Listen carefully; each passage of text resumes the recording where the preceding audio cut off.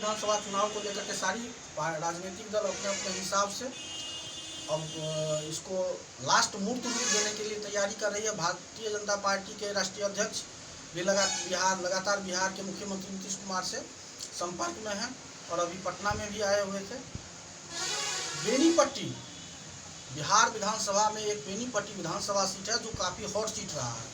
अब तक यहाँ से निर्वाचित 3 विधायक बिहार में मंत्री बन चुके हैं और पूर्व विधायक विनोद नारायण झा अभी नीतीश कुमार के कैबिनेट मंत्री में हैं। तो देखा जाए तो बेनीपट्टी से 4 ऐसे विधायक हैं जो बिहार सरकार में मंत्री पद पर रह चुके हैं। आज हम बेनीपट्टी विधानसभा में किसकी दावेदारी होगी, कौन सा गठबंधन यहाँ पर बाजी मारेगा, इन सारी बातों को लेकर के और एनडीए के अंदर में क्या चल रहा है, इन्हीं सब बातों के लिए हम जदयू के वरिष्ठ नेता प्रदीप कुमार झा बासु जी से बात करेंगे। रुका पीछा चलते वो एडिट हो मतलब बासु जी, आपका बीएनएन पर बहुत बहुत स्वागत है। प्रणाम। आप जदयू से जुड़े हुए हैं और काफी वर्षों से जुड़े हुए हैं। बिहार विधानसभा के परिप्रेक्ष्य में बेनीपट्टी विधानसभा, जैसा कि मैंने अभी कहा कि यह काफी हॉट सीट है, यहाँ से 3 विधायक मंत्री बन चुके हैं और अभी बेनीपट्टी के पूर्व विधायक विनोद नारायण झा पीएचडी मंत्री हैं। आपको पिछले विधानसभा ले चले तो उस समय विनोद नारायण झा 4,500 के मत से हार चुके थे और यहाँ अभी कांग्रेस की विधायक भावना झा है। आपने देखा होगा कि चंपा में भावना जी का विरोध हुआ, विनोद नारायण जी का विरोध हुआ और जमुआरी में भावना जी का विरोध हुआ। आप जदयू से जुड़े हुए, आपको क्या लग रहा है, यह जो विरोध हो रहा है इसका कारण क्या है? इसका सीधा सा कारण ये है कि विकास।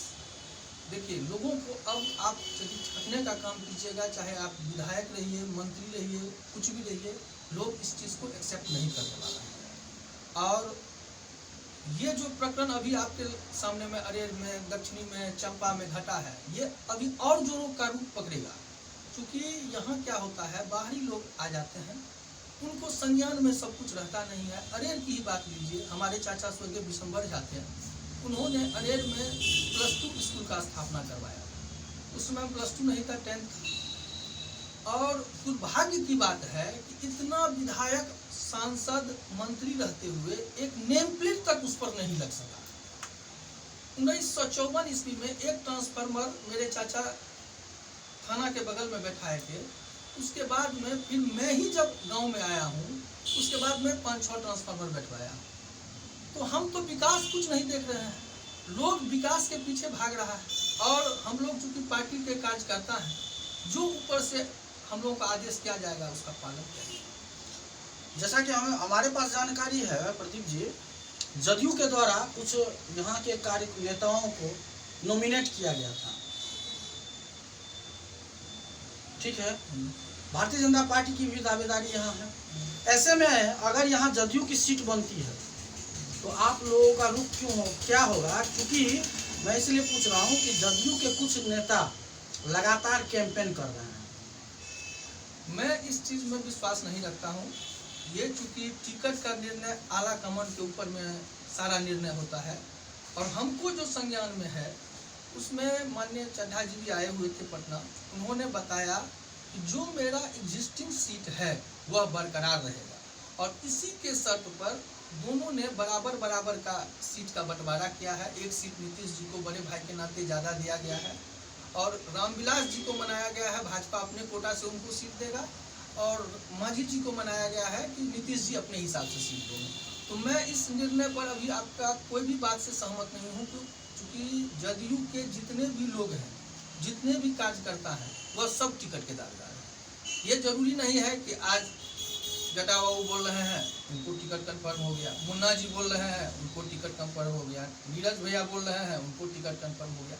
मैं इस बात से सहमत नहीं हूँ। मेरी जो अपनी राजनीतिक बुद्धि है उसके अनुसार ये किसी भी आदमी का व्यक्तिगत निर्णय नहीं होता है, इसमें आला कमान का निर्णय होता है और आला कमान का जो आदेश होगा, यदि आप सही कार्य करता है तो उसका अनुकरण आपको करना होगा। भारतीय जनता पार्टी के भी कुछ, मैं अगर नाम लेना चाहूँ तो खुशबू कुमारी जिला पार्षद है वर्तमान में, घनश्याम ठाकुर, उनसे भी आप वाकिफ हैं, रणधीर ठाकुर, विनोद नारायण जी, ये 4 ऐसे चेहरे हैं जो लगातार बीजेपी तरफ से टिकट के लिए मुखर हैं कि उन्हें टिकट चाहिए। जदयू के तरफ से भी कुछ लगातार नेता कुछ कैंपेन कर रहे हैं, जैसा कि आपको भी जानकारी है। तो कहने का मतलब हुआ कि ये विधानसभा जब चुनाव आएगा तो इसका प्रभाव एनडीए पर असर पड़ेगा। देखिए, निश्चित रूप से पड़ेगा। और भाजपा के भी बहुत कर्मठ लोग हैं जो इस क्षेत्र में बहुत दिनों से संगठन को उस समय से झंडा ढोया है जब लोग भाजपा को जानता नहीं था। घनश्याम भैया हैं, माननीय मंत्री जी हैं, तो मंत्री जी तो आला कमान ही है, उनके बारे में कुछ बोलना ही मेरे लिए व्यर्थ होगा, क्योंकि मैं उस लायक आदमी नहीं हूँ कि मैं उनके बारे में कुछ बोलूँ। बाकी मंत्री हैं और बड़े भाई हैं तो आदर उनका करता हूँ। लेकिन यदि कर्मठता की बात हो तो घनश्याम जी की दावेदारी यहाँ से बनती है, ये बात मैंने देखा। जैसा कि आपने बताया कि घनश्याम जी की यहाँ दावेदारी बनती है। 1995 में घनश्याम ठाकुर भारतीय जनता पार्टी के टिकट पर चुनाव लड़ चुके हैं और 5000 के नीचे उनका वोट था। ऐसे में अभी वर्तमान में पीएचडी मंत्री विनोद नारायण झा कैबिनेट में मंत्री भी हैं, उनकी दावेदारी को नज़रअंदाज कर रहे हैं। जैसा आप लोग तो ही बताते हैं, सारा चीज़ की जानकारी तो मीडिया के माध्यम से ही हम लोगों को मिलता है।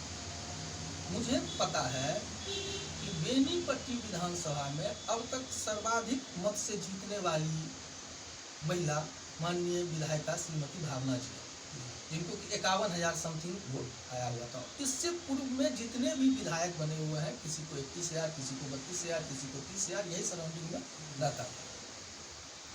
ये निश्चित रूप से मान लीजिए, जो कभी ऐसा भी हुआ, रघुवर दास मुख्यमंत्री थे बीजेपी के, हार गए इस बार चुनाव। ये समय और सिचुएशन राजनीति में बहुत सोच समझ कर निर्णय लिया जाता है और यह आलाकमान पर ही छोड़ दिया जाए। हम लोगों को टीका टिप्पणी करने से कोई फायदा नहीं है। देखिए क्या होता है। जमुआरी में भावना जी का विरोध हुआ, चंपा में मंत्री जी का विरोध हुआ। कि ये विरोध कुछ लोगों का कहना कि ये राजनीति से प्रेरित है। और आप इस क्षेत्र के अच्छे व्यक्ति हैं, आपकी पकड़ भी इन क्षेत्र में काफ़ी है। आपको क्या लगता है यहाँ की जनता विकास नहीं होने के कारण इतना आक्रोशित है या इसके पीछे कोई राजनीति षड्यंत्र है? कोई राजनीति नहीं है। देखिए, माननीय मुख्यमंत्री जी का पैसा जो मंत्रालय के द्वारा दिया गया, जैसे मैंने कोई गांव को चिन्हित किया गया, तो जैसे कोई गांव को चिन्हित किया गया तो उस डिपार्टमेंट में यदि पीएचडी द्वारा कर लिया गया है काम, तो प्रत्येक वार्ड में 17 लाख 18 लाख रुपया बच जाता है, जिससे कि पीसीसी नाला का काम ईजी हो जाता है। मंत्रालय और बिहार सरकार दोनों को मिली भगत से यदि काम नहीं होगा तो वहाँ अवरोध होगा, चाहे आप कोई भी। कोरोना में यहाँ के लोगों को काफ़ी परेशानी हुई। यहाँ के इस क्षेत्र के लोग पलायन, बाढ़ और सुखाड़ से खासे परेशान हैं। आगामी विधानसभा चुनाव में क्या इन मुद्दों पर जनता वोट करेगी? देखिए, माननीय मुख्यमंत्री जी का अभी तक सबसे पहला प्रयास था कि हम लोग रोड से मुख्यालय को जोड़ें, जो कि विकास का सबसे पहला ध्रुवीकरण कहलाता है, यदि यातायात सुगम हो जाता है। दूसरा था कि गांव में हर घर में नल हो। पहले इसकी आबादी 10% थी, माननीय मुख्यमंत्री जी के आने के बाद में 70% पर गया है। अब सही से ये काम नहीं उतरेगा तो निश्चित रूप से, चाहे आप कोई भी व्यक्ति हो, मैं बार बार बोल रहा हूँ, आपका विरोध होगा। क्योंकि जनता जान रही है, पहले वाली जनता नहीं है कि फल्ला भैया बोल दिए तो उसका सारा वोट हो गया। अब हर एक जनता के पास अपना मत अधिकार यूज करने का अपना एक अलग ही अंदाज है और उसी प्रकार वह निश्चित रूप से जो विकास करेगा वही जमीन पर टिकेगा। अब अंतिम सवाल की ओर रुख करते हैं। प्रदीप जी, आप जदयू के वरिष्ठ नेता हैं। बिहार विधानसभा चुनाव में लगभग आप कई डिस्ट्रिक्ट से जुड़े हुए हैं। क्या लगता है कि नीतीश कुमार कमबैक कर पाएंगे? देखिए, इसमें मैं आपको स्पष्ट रूप से क्लियर कर देता हूँ कि माननीय मुख्यमंत्री के बाद में बिहार में कोई ऐसा चेहरा नहीं है जो सीएम का दावेदार है मेरे नज़र में। बाकी निश्चित रूप से एनडीए गठबंधन बिहार में गवर्नमेंट बनाएगी, इसके लिए आप आश्वस्त हैं। बेनीपट्टी में एनडीए मजबूत रहेगा, साथ साथ मिलकर के चुनाव लड़ेगी।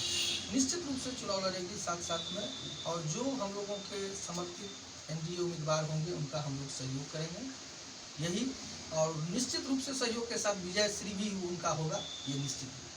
तो ये थे अरेर के निवासी जदयू के वरिष्ठ नेता प्रदीप झा बासु, जिनका स्पष्ट कहना है कि जनता अब विकास के लिए किसी से समझौता नहीं करना चाह रही है।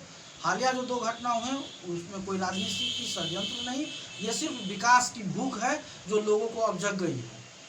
और इस समस्याओं से आने वाले जो भी जनप्रतिनिधि होंगे उन्हें 2-4 करना ही होगा। ये थे बासु जी के विचार। बहुत बहुत धन्यवाद।